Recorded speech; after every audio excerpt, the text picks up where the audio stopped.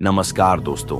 आज हम बात करेंगे 5 ऐसे प्राणायाम जो स्वस्थ रहने के लिए प्राणायाम का अभ्यास करना बेहद जरूरी है। आज हम आपको 5 ऐसे प्राणायाम के बारे में बताएंगे जिन्हें रोज सुबह करने से आपका शरीर और मन दोनों ही स्वस्थ रहेंगे। ये प्राणायाम सरल हैं और इन्हें कोई भी व्यक्ति आसानी से कर सकता है। तो चलिए शुरू करते हैं।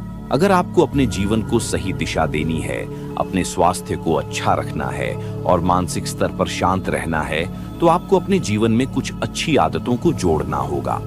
हम आपको बड़े लाभ देने वाले 5 प्राणायाम के अभ्यास समझाएंगे जो आपके लिए परम कल्याणकारी होंगे। आप एकाग्रता पूर्वक इस मार्गदर्शन को समझें। आपको प्रतिदिन सुबह के समय इन प्राणायामों का अभ्यास करना होगा। यह अभ्यास आपका थोड़ा ही समय लेगा और यह एक अच्छी आदत आपको हर बीमारी से बचा सकती है। आप सदा स्वस्थ रहेंगे। आपको समझना होगा कि यह अभ्यास कैसे करने हैं और इन्हें अपने जीवन में कैसे धारण करना है। अब हम आगे बढ़ते हैं और समझते हैं कि कौन से अभ्यास आपको करने हैं। हठ योग के शास्त्रों में कहा गया है, अथासने दृढ़े योगी वशी हितमिता क्षणा। प्राणायाम का अभ्यास करने से पहले आपको एक बात की सजगता आवश्यक है। आपको आसन में स्थिरता से बैठना होगा। स्थिरता के लिए यह कहा गया है कि आपको अपनी कमर को सीधा करके बैठना है। यौगिक साधनाओं में बार बार कहा जाता है कि कमर को सीधा रखें। जैसे ही आप कमर को झुकाते हैं, आपके गुण स्वभाव बढ़ने लगते हैं। इससे आलस्य और नींद आने लगती है। यदि आप दाएं बाएं झुककर बैठते हैं तो चंचलता बढ़ने लगती है और मन विचलित हो जाता है। लेकिन जब आप कमर को सीधा करके स्थिर होकर बैठते हैं तो मन शांत होता है और जो अभ्यास आप कर रहे हैं उसका आपको सही लाभ मिलता है। आपको सिद्धासन में बैठना है या फिर पद्मासन में। यदि आप सुखासन में भी बैठ रहे हैं तो ध्यान रखें कि आपकी कमर सीधी हो। इस बात का निश्चित रूप से ध्यान रखना है। अब आगे बढ़ते हैं और समझते हैं कि आपको कौन से अभ्यास करने हैं और उन्हें कैसे करना है। जब भी आप प्राणायाम का अभ्यास शुरू करें तो सबसे पहले नाड़ी शोधन प्राणायाम का अभ्यास करें। जैसा कि इसके नाम से ही स्पष्ट है, नाड़ी शोधन प्राणायाम का अर्थ है नाड़ियों का शोधन, यानी उनके शुद्धिकरण। हमारे शरीर में ऊर्जा के प्रवाह के लिए नाड़ियां या ऊर्जा चैनल्स साफ होना आवश्यक है। जब तक नाड़ियां साफ नहीं होंगी तब तक उनमें प्राण का प्रवाह सुचारू रूप से नहीं होगा। प्राण को आप ऊर्जा के रूप में समझ सकते हैं जो हमारे शरीर के सभी कार्यों को संचालित करती है। यहाँ तक कि जब आप कुछ सोचते हैं तब भी प्राण कार्य करता है। प्राण 5 प्रकार के होते हैं जिनके बारे में हमने पहले मार्गदर्शन दिया है। अब आगे बढ़ते हैं और समझते हैं कि नाड़ी शोधन प्राणायाम कैसे करना है। आपको स्थिर होकर बैठना है। अपने हाथ को उचित स्थिति में लाना है। अपनी दाईं नासिका को बंद करना है और बाईं नासिका से ध्यानपूर्वक धीमी गति से सांस अंदर खींचनी है। इसके बाद दाईं नासिका को खोलकर बाईं नासिका को बंद कर लेना है और दाईं नासिका से सांस को धीरे धीरे बाहर छोड़ना है। फिर दाईं नासिका से ही सांस अंदर ले और बाईं नासिका से सांस बाहर छोड़ें। इस प्रकार यह नाड़ी शोधन प्राणायाम का एक चक्र पूरा होता है। ध्यान रखें कि जिस नासिका से आपने सांस अंदर लिया है उसी नासिका से सांस बाहर छोड़ें। इसके बाद दूसरी नासिका से सांस अंदर लें और बाहर छोड़ें। यह भी ध्यान रखना जरूरी है कि हमारे शास्त्रों में कहा गया है कि इस अभ्यास की शुरुआत हमेशा बाईं नासिका से करनी चाहिए। यह नाड़ी शोधन प्राणायाम का एक प्रकार है। इसका नियमित अभ्यास करें। नाड़ी शोधन प्राणायाम के अन्य प्रकार भी होते हैं। जो अनुलोम विलोम प्राणायाम आप सुनते हैं वह भी नाड़ी शोधन प्राणायाम का एक प्रकार है। यदि आपको नाड़ी शोधन के विषय में और अधिक जानकारी चाहिए तो हमने इस पर पहले विस्तृत मार्गदर्शन दिया है। वह भी आपको उपलब्ध कराया जाएगा। नाड़ी शोधन प्राणायाम के अभ्यास से आपको मानसिक लाभ मिलते हैं। यह चिंता और तनाव की स्थिति को कम करता है और मन को शांत करता है। विचार स्थिर होते हैं और माइग्रेन जैसी समस्याओं में भी लाभ मिलता है। यदि आपको इंसोम्निया यानी नींद ना आने की समस्या है तो आप इस प्राणायाम का अभ्यास सोने से पहले कर सकते हैं। इससे भी आपको अच्छे लाभ प्राप्त होंगे। अब दूसरे स्थान पर जो अभ्यास करना है वह भस्त्र का प्राणायाम है। भस्त्रिका प्राणायाम परम हितकारी अभ्यास है। इसमें आपको अपने शरीर में प्राण वायु का स्तर बढ़ाना है। आप समझे कि आपके शरीर की कोशिकाओं को दो ही चीजें चाहिए होती है, एक पर्याप्त मात्रा में प्राण वायु ऑक्सीजन और दूसरा ठीक प्रकार से न्यूट्रिशन। भस्त्रिका प्राणायाम का अभ्यास आपके शरीर से कार्बन डाइऑक्साइड यानी गंदगी को बाहर निकालता है और शुद्ध प्राण वायु ऑक्सीजन का स्तर बढ़ाता है। इसके साथ ही यह रक्त प्रवाह ब्लड सर्कुलेशन को भी बढ़ाता है। सर्कुलेशन बढ़ता है तो ज्यादा मात्रा में प्राण वायु और ज्यादा मात्रा में न्यूट्रिशन आपकी कोशिकाओं तक पहुंचना शुरू हो जाता है, जिसकी वजह से आपके पूरे शरीर पर अच्छा प्रभाव पड़ता है। आपकी त्वचा निखरनी शुरू हो जाती है, बेहतर होनी शुरू हो जाती है, क्योंकि वहां पर जो रिपेयरिंग का काम है वह ज्यादा अच्छा हो जाता है। आपकी इम्यूनिटी अच्छी हो जाती है और आपके शरीर के प्रत्येक अंग पर इसका अच्छा प्रभाव पड़ता है। तो अगर आपको अपने स्वास्थ्य को बहुत बेहतर बनाना है तो आपको भस्त्रिका प्राणायाम का अभ्यास करना है। आपको ठीक प्रकार से बैठ जाना है, कमर सीधी करके, और आपको दो तरीके से अभ्यास करना है। पहला अभ्यास आपको धीमी गति से करना है और दूसरा अभ्यास जब आप पहले अभ्यास को 1 महीना 2 महीना तक कर लेते हैं, उसके बाद आप इसकी गति थोड़ी बढ़ा सकते हैं। लेकिन अगर आपको हार्ट से संबंधित समस्याएं हैं, बीपी की समस्या है, तो उस स्थिति में आपको जो अभ्यास करना है वह धीमी गति से ही करना है, तेज नहीं करना है। तो पहला अभ्यास आपको ठीक प्रकार से ऐसे करना है। ये आपका पहला अभ्यास रहेगा। इसमें आपको ध्यान देना है कि जब आप सांस को अंदर ले रहे हैं तो पेट आपका बाहर की तरफ जाएगा, सांस को बाहर छोड़ रहे हैं तो पेट आपका अंदर की तरफ जाएगा। इसमें आप ध्यान रखें और अपनी छाती को भी आप फुलाते हैं। ऐसा नहीं है कि इसमें आपको पूरा केंद्र बना करके पेट पर ही ध्यान देना है।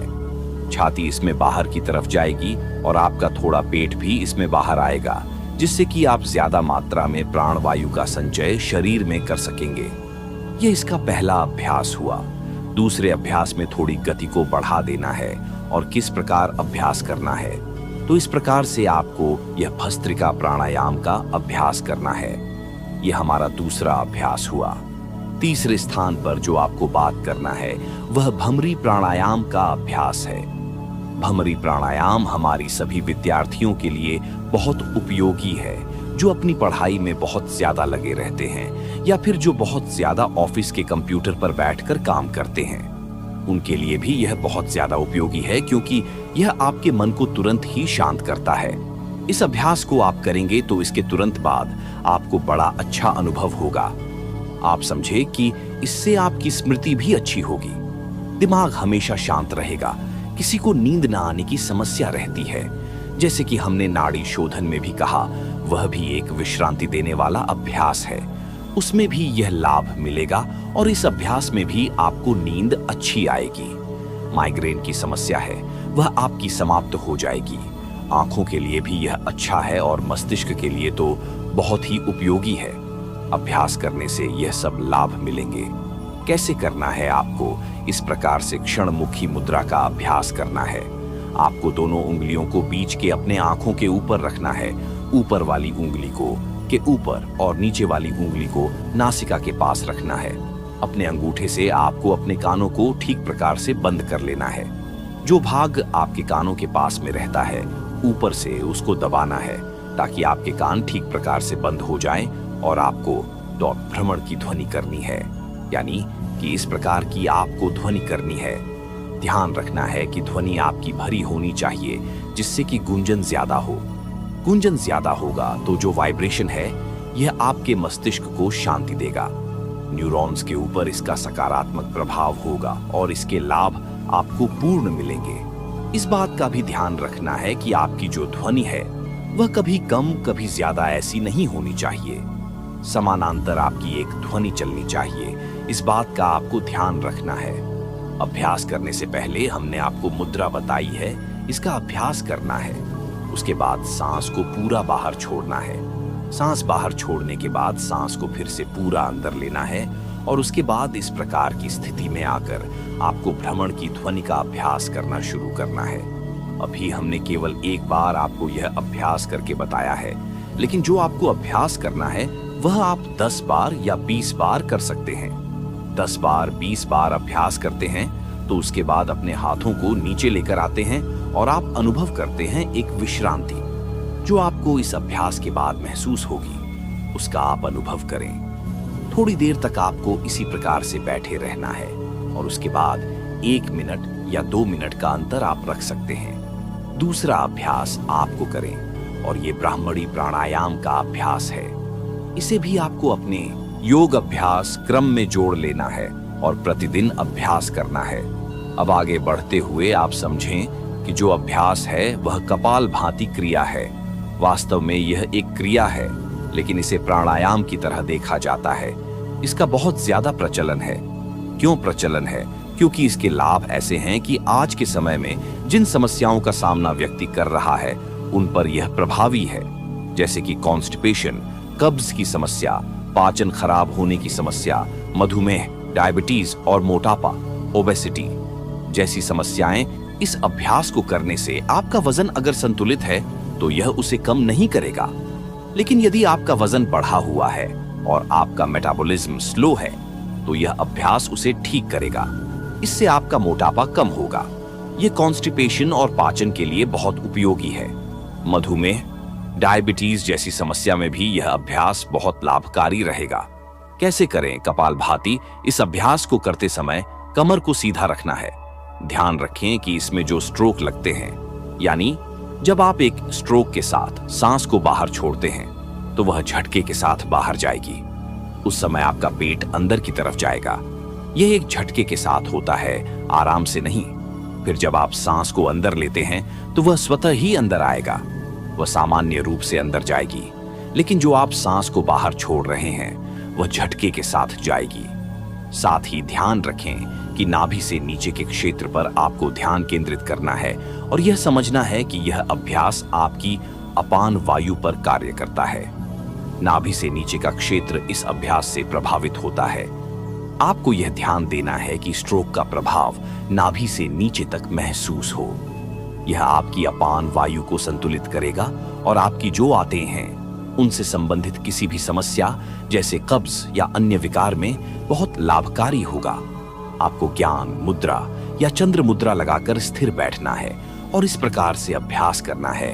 ये ध्यान रखना है कि यह अभ्यास शरीर की शुद्ध क्रियाएं षट कर्म के अंतर्गत आता है, इसीलिए इसे लंबे समय तक न करें। प्रतिदिन 3 से 5 मिनट का अभ्यास पर्याप्त है। यदि आप इसे 200 से 300 स्ट्रोक तक करते हैं तो यह पर्याप्त होगा। इसे आधे घंटे तक लगातार करना अनुचित होगा। आप इस अभ्यास को रुक रुक कर 3 चरणों में विभाजित करके करें ताकि यह आपके लिए अधिक प्रभावी और सुरक्षित रहे। अंत में हमारा जो अभ्यास है वह चंद्रभेदी प्राणायाम है। चंद्रभेदी प्राणायाम का अर्थ है कि आपको अपनी बाईं नासिका को सक्रिय करना है। जब आप बाईं नासिका से सांस अंदर लेते हैं और दाईं नासिका से सांस बाहर छोड़ते हैं तो यह अभ्यास चंद्र नाड़ी को सक्रिय करता है। चंद्र नाड़ी शरीर को ठंडक प्रदान करती है, मन को शांत करती है और क्रोध जैसी मानसिक अवस्थाओं को भी नियंत्रित करती है। यह अभ्यास शरीर में बढ़ी हुई पित्त की मात्रा को संतुलित करता है। पित्त के असंतुलन से होने वाली समस्याएं जैसे त्वचा रोग, अत्यधिक गर्मी, अल्सर, माइग्रेन आदि इसमें राहत मिलती है। आपको हर बार बाईं नासिका से सांस अंदर लेनी है और दाईं नासिका से सांस बाहर छोड़नी है। फिर से बाईं नासिका से अंदर लेना है और दाईं नासिका से बाहर छोड़ना है। इस प्रकार गर्मियों के समय में यह चंद्रवेदी प्राणायाम अत्यधिक लाभकारी है। सर्दी हो तो सूर्य भेदी प्राणायाम करना होता है, यानी हर बार दाईं नासिका से सांस लेना होता है और बाईं नासिका से बाहर छोड़ना होता है। इस प्रकार जब आप बाईं नासिका से धीमी गति से सांस अंदर लेते हैं और दाईं नासिका से बाहर छोड़ते हैं तो यह चंद्रभेदी प्राणायाम कहलाता है। इन 5 प्राणायाम को रोज सुबह करने से आपका शरीर और मन दोनों ही स्वस्थ रहेंगे। ये प्राणायाम न केवल शारीरिक बल्कि मानसिक स्वास्थ्य के लिए भी बेहद फायदेमंद है। तो आज से ही इन्हें अपनी दिनचर्या में शामिल करें और स्वस्थ जीवन जिए। अगर आपको यह जानकारी उपयोगी लगी हो तो इस वीडियो को लाइक करें, शेयर करें और हमारे चैनल को सब्सक्राइब करना न भूलें। धन्यवाद और जुड़े रहिए हमारे साथ ऐसी ही स्वास्थ्यवर्धक जानकारियों के लिए। धन्यवाद।